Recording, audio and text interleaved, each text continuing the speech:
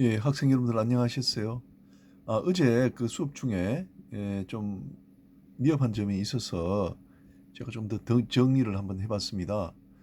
이제 그 상업 등기와 관련된 것인데 두 가지인데, 첫째는 이 진정한 지배인으로 지정된 자를 제가 어떤 경우는 A라고 하고 어떤 경우는 또 B라고 해서 혼돈이 됐는데, 그 강의 안에 지정된 지배인, 진정한 지배인은 A로 통일을 했습니다. 그래서 여러분들 강연을 바꿔서 올려드렸으니까 한번 보시기 바랍니다. 그래서 제가 이걸 다시 한번 여러분 이해하기 좋도록 정리를 한번 해봤습니다.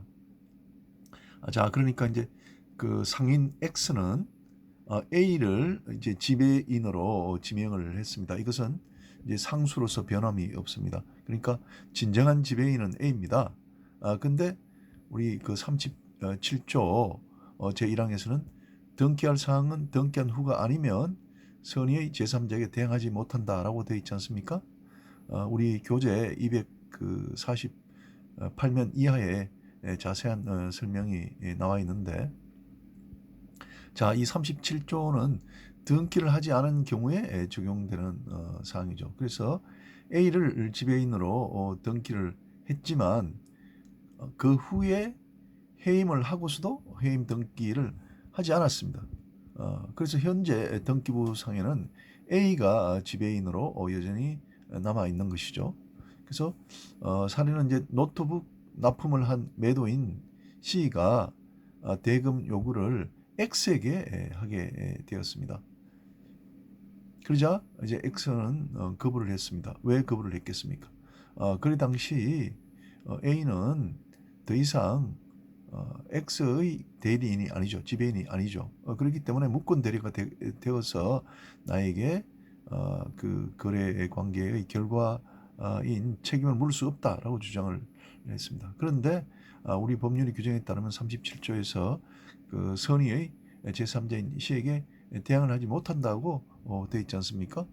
그래서 거래가 성립이 되게 된 거죠. 말하자면 제3자인 C는 지배인으로 A가 여전히 지배인 것으로 알았겠죠. 그래서 X가 책임을 벗으려면, 책임을 지지 않으려면 C가 악의, 즉 더 이상 A가 지배인이 아님을 알고 있었음을 입증을 해야 되는 것입니다. 자, 그 다음 39조입니다. 39조는 고의 또는 과실로 인하여 사실과 상회한 사항을 등기한 자는 그 상회를 선의의 제3자에게 대항하지 못한다라고 하고 있는 것이죠. 258면 이하에서 설명을 볼 수가 있습니다. 자, 이것은 그 등기를 달리한 경우에 적용되는 것이라는 것이죠. 그 상인 X는 착오로 A를 지배인으로 등기해야 될 것을 B로 등기를 한 것입니다. 그러니까 현재 등기부 상에는 누가 지배인으로 되어 있느냐면 A가 아니라 B가 되어 있는 것이죠. 그래서 동일한 사례에서 노트북을 납품한 매도인 C가 대금 요구를 X에게 하자 X는 거부를 했습니다. B는 자기의 진정한 지배인이 아니기 때문이죠.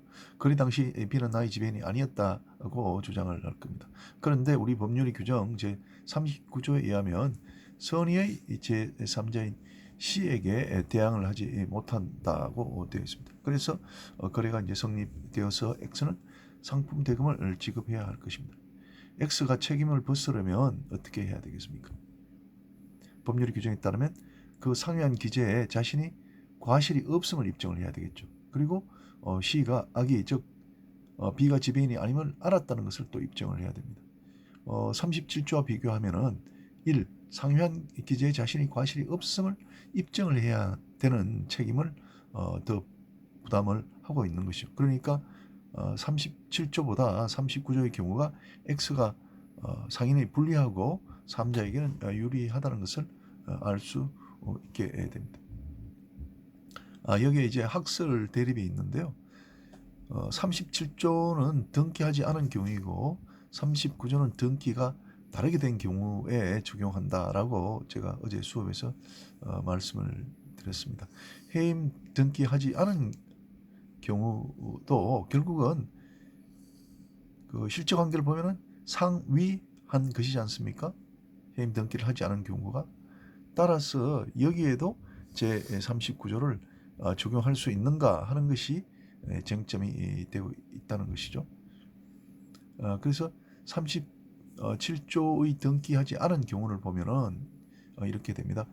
A를 아예 지배인으로 등기조차 하지 않은 경우가 있고 해임 후에 A를 등기하지 않은 경우가 있다는 것이죠. 그러니까 결국은 세 가지 사례가 있을 수 있다는 겁니다. 첫 번째는 등기조차 하지 않은 경우. 그러니까 이 경우에는 등기부가 공란으로 남아 있을 겁니다. 그리고 두 번째는 해임 등기를 하지 않은 경우. 이 경우에는 등기부상에 여전히 A가 지배인으로 남아 있겠죠. 그리고 세 번째는 잘못 등기된 경우. 그리고 등기부의 지배인은 B로 기재가 됐다는 거죠. 그래서 이에 대해서 소수설 우리 교재 이철성 교수님은 1과 2는 37조에 적용을 받고 39조는 3 잘못 등기한 경우에만 적용되는 것이다 라고 주장하는 반면에 다수설은 등기조차 하지 않은 경우는 37조에 적용되고 해임 등기하지 않은 경우도 그 39조의 적용을 받는다. 뭐 사망의 경우는 물론이고 이렇게 보는 것이 이제 다수설 입장입니다. 말하자면 해임 등기하지 않은 경우를 어느 법조를 적용할 것인가가 쟁점이 되어 있다는 거죠. 저희 생각은 이 39조는 외관의 법리에 따라서 과실 있는 자에게 책임을 묻고 사업자를 보호하는 것이기 때문에 해임 등기를 하지 않은 경우도 그 상업등기 제도에 그 반대되는 행동이라고 볼 때 그 상위와 동일시할 수 있을 것으로 보입니다. 그래서 39조를 적용해서 제3자를 보호할 필요가 있다고 생각이 듭니다. 따라서 다수설에 찬성을 하게 됩니다. 자, 그 다음에 이제 추가 제가 하나 생각을 해본 것이 있습니다. 지배인 A를 처음부터 등기하지 않은 경우란 것이 있을 수 있느냐. 상상하기 어렵긴 한데 이런 경우가 있을 수 있을 것 같아요. A와 거래를 C가 했는데 이번에는 노트북을 매입한 경우입니다. C가 상인 X가 A가 자신의 지배인이라고 주장하면서 대금 지급을 자기에게 달라고 했습니다.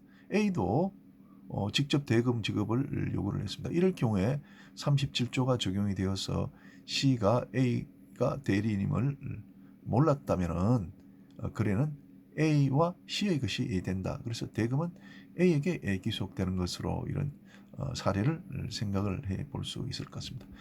여러분 대단히 감사합니다.